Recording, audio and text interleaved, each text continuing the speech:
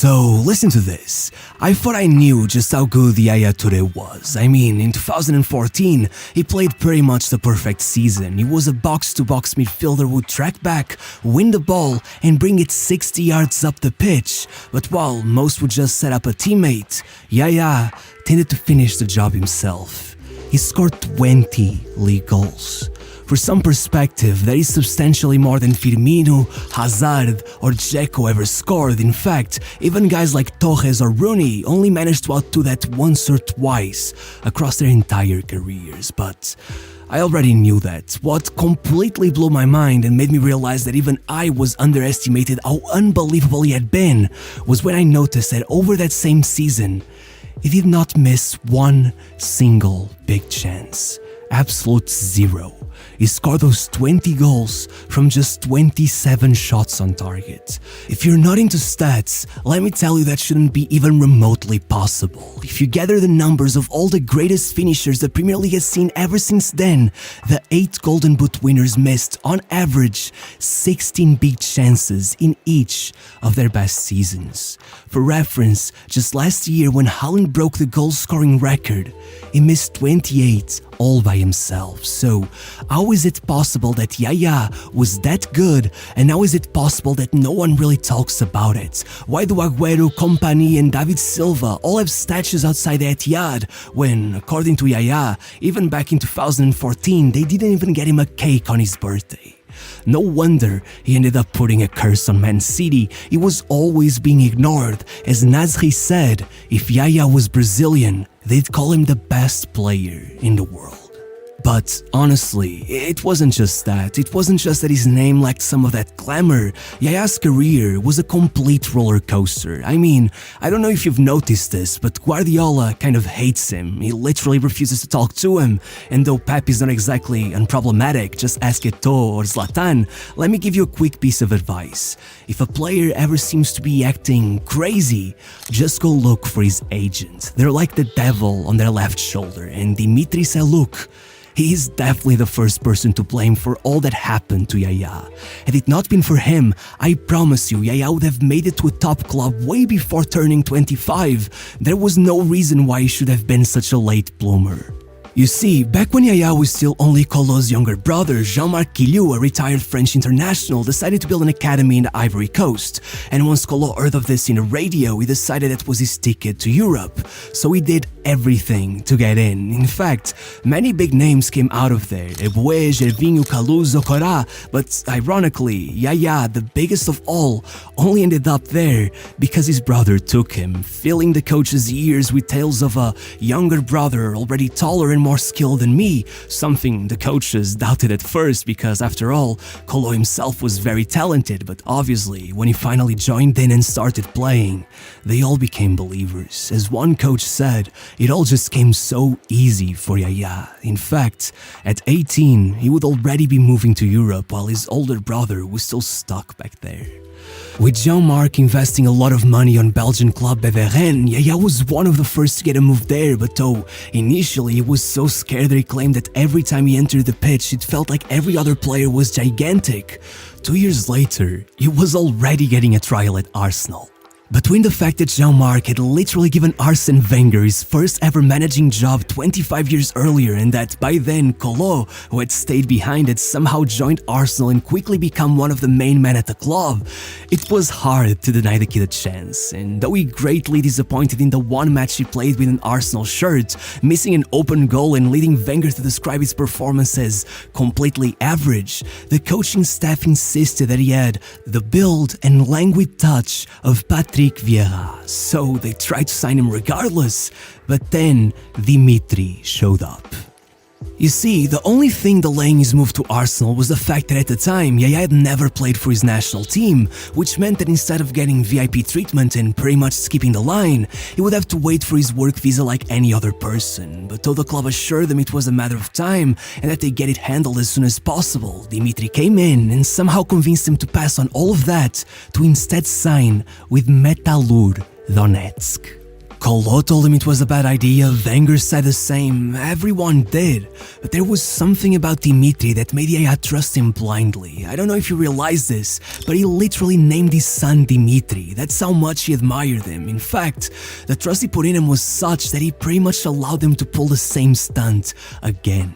2 years later, with his notoriety as the new Patrick Vieira growing exponentially as he became a regular at the national team, Didier Drogba himself promised him he could get him a move to Chelsea, and instead, he went with whatever Dimitri said and joined Olympiacos instead. And even though once there things went, honestly, incredibly well, pairing up with an aging Rivaldo to beat Real Madrid in his first ever Champions League campaign, then winning the League and Cup double, making it to the final of the African Cup of Nations and earning his first World Cup call-up. By the end of the season, Olympiacos were so tired of dealing with Dimitri that they offered to triple Yaya's salary as long as he got rid of the guy. And you know what he did? As Dimitri himself told it, he packed his suitcase and left the club the very next day. Obviously, after that, Olympiacos was forced to sell him, but even with more interest than ever, he ended up at AS Monaco. Despite having played a Champions League final 2 years earlier, we're sitting second to last in Ligue 1, only 10 matches into Yaya's time at the club, which was especially aggravating given the fact that Laszlo Bologna refused to play him in his preferred position. But for once, sacking a coach that had barely even gotten to know the squad proved to be the best idea, with Bologna being sent out the door right then and there, and Yaya blossoming instantly, going on a run of 4 goals and 3 assists in 6 matches, quickly getting Monaco out of the relegation zone and leaving them only 6 points off of the top 4 by the end of the season, leading FIFA themselves to publish an article titled Yaya, the Rock of Monaco, claiming it was hard to imagine him not making it to the very top. And just as they said that, Yaya became the first ever Ivorian player to sign for Barcelona. But again, as things sounded hopeful, with Yaya quickly establishing his place in the team, being named in the African Cup of Nations team of the tournament for the first time, and even scoring to put Barcelona in the Champions League semi-finals. Then, Rijkaard was sacked and replaced with Guardiola, and from that moment on, things really took a turn. First of all, right upon arrival, Pep brought Busquets up from the B team, and out of nowhere, if Yaya wanted a place in the starting 11, he was forced to play centre-back. But even if Barcelona would experience never before seen levels of success, taking all 6 trophies in a year, even if the man himself was okay with doing what he had to do, and in fact, did it so well that he earned himself a Ballon d'Or nomination, Dimitri didn't like it, and so there he went, tap dancing on his shoulder, wreaking havoc with outrageous statements and rumored transfers to Juventus and City. In fact, he went as far as claiming that Yaya would never sign for a small club like City, which is just ironic. Regardless, by his 3rd season, these ideas began getting to Yaya, his relationship with Pep began to deteriorate, and allegedly, it got to the point where Guardiola lost his cool and yelled at him in the middle of the locker room, saying, "Are you a man or a puppet? Who's in charge, you or the agent?" And from that moment on, well, as Yaya said, he pretty much ignored me until the day I left. For the rest of the year, I did not speak to Guardiola. I wanted to talk, I wanted to stay, but he had no faith left in me. Meaning that, by June, he was being informed that he was allowed to leave. And so, after a good performance at the World Cup, which saw him nearly take the Ivory Coast to the knockout stages for the first time in their history, even with Arsenal looking to undo their mistake and secure his signing, Yaya chose to sign with small club Man City instead. But don't get it wrong, this was 2010 Man City. The Sheikh had only arrived 2 years earlier, and despite signing Tevez, Rubinho, Adebayor and a bunch more, they were not even close to winning a title. They hadn't even played Champions League football yet. But then, Mancini paired Yaya up with David Silva, and all of that changed. Not only did they finish 3rd in the league, but in the FA Cup, Yaya went ballistic, dragging them to the semi-finals and completely shaking up the city's power dynamic, scoring the goal that would take down Man United. As he told it himself, that goal was a message that if United came in our way, we would simply remove them. And if that wasn't epic enough, a month later he again scored the only goal in the final to end Man City's 35-year trophyless run on his very first season, becoming the first midfielder in over a decade to win the African Player of the Year award. And next year, it was more of the same.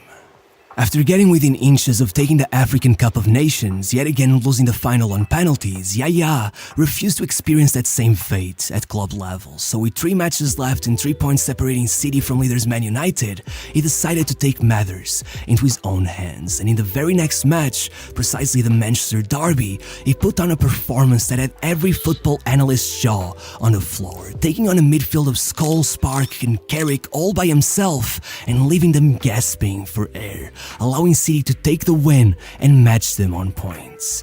Then, proceeding to score both of their goals against Newcastle and finishing off the season by assisting the opener against Queen's Park Rangers. Had QPR not turned the game around, allowing Aguero to score maybe the greatest last-minute goal in the history of football, Yaya would be the one remembered as the hero who led Man City to their first title in 44 years. But as you may have noticed, fate wasn't usually kind to him. Regardless, it was what it was, and in the end, Yaya still secured another African Player of the Year award. In fact, even after a more forgettable season with his only trophy being a Community Shield, he still managed to tie Eto'o's record, making it 3 in a row. But if, with Yaya turning 30 that year, you could be inclined to theorize that he was maybe declining, you were goddamn wrong. The next year, Pellegrini took over, and for the first time ever, someone actually fully understood Yaya. Instead of tying him down as a holding midfielder, he gave him complete freedom, handing him a box-to-box role, in fact often even handing him the captain's armband, and suddenly, Yaya became a real-life cheat code. I'm talking about the kind of player who over that whole season put in more tackles than Kolarov, won more balls back than Zabaleta, completed more passes than Fernandinho and Milner put together, get as many assists as David Silva, and somehow, on top of that, kept banging in goals week in, week out, to the point that when Aguero himself got injured, without letting go of any of his other, let's call it responsibilities, he took over as the team's main goal scorer, smashing in 11 goals over those 15 matches, eventually finishing the season as the team's top scorer as well, taking City to their second ever league title and becoming only the second ever midfielder to hit 20 Premier League goals in a single season. And let's just say, the other was Lampard, and he wasn't exactly leading the team in ball recoveries back in his day. Regardless, believe it or not, even with a Ballon d'Or nomination, none of that was enough to get him the League's Player of the Year award. And sure, I get it, Luis Suarez had an incredible season, but what truly made this a sad moment for Yaya is that it didn't even come second. That was Eden Hazard. He had put down the midfield performance of the century and no one cared. Not even his record 4th African Player of the Year award in a row was enough to soothe his pain. After all, no one really seemed to consider him the greatest African player in history, not even the greatest Ivorian, and over time, it got to him, and it all led to the famous birthday cake incident where Dimitri came out defending him, telling the press that when City won the league, they had a £100 cake to celebrate, but on Yaya's birthday there was nothing. They didn't even bother to shake his hand. Even worse, the following season, with Aguero back and Yaya's goals tally dropping back to normal, the fans began criticizing him, forcing him to remind everyone that I am a midfielder, it is not my job to score goals. And even if the national team again brought him some joy as he led them to the AFCON title on his first tournament as captain, with Drogba now retired, then he was immediately dealt another blow, losing out on the opportunity to take an historic 5th African Player of the Year award, being snubbed for Aubameyang, and unfortunately,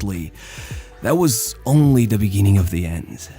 Ever since his £24 million move to City, Dimitri had gone a bit insane. Every transfer window he'd bring up a million rumors, he always seemed to be pinning Yaya against the club, it was absurd. But the next season, the unimaginable happened. Guardiola himself began being linked with City and Dimitri went berserk, at one point even saying that even my grandfather would have won titles with Barcelona and Bayern, that doesn't make you a great manager. But regardless, it happened.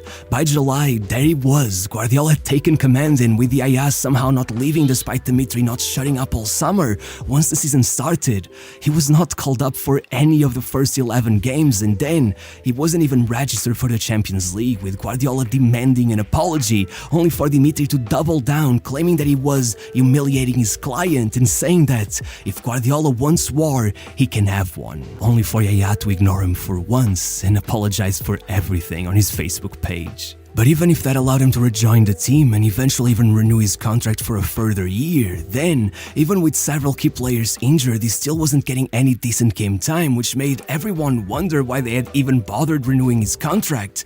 And eventually, Yaya got so frustrated that Dimitri claimed he would be willing to sign for any of the clubs in the top 6 for only £1 a week. But no one seemed to want to get in on this mess, so once May came around and Yaya finally left the club, it all exploded, with Yaya accusing Guardiola of being racist, telling the press he insists he doesn't have a problem with black players, but he has a problem with Africans wherever he goes. He likes to treat players like they are his things, but I am not a thing. I will not be an obedient boy licking his hand. The other players won't admit it in public, but they all hate him because he's a manipulator. He is too proud. He wants to succeed, but only with his players, those he chose himself, not the ones who were there before him.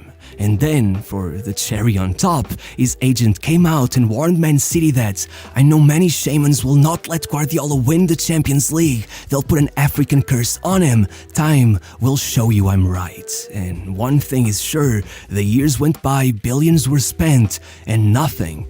To be fair, Yaya's career turned out even worse, getting his contract terminated 5 matches after his comeback to Olympiacos and then retiring after only a few matches in China. But the funny thing in all of this is that while people now laugh at the curse and all, since Guardiola literally just won the Champions League with City, well, actually, that only made things more freaky, because right after they made it past the quarterfinals, Dimitri showed up one final time to tell the press that it is time for the bitterness to stop.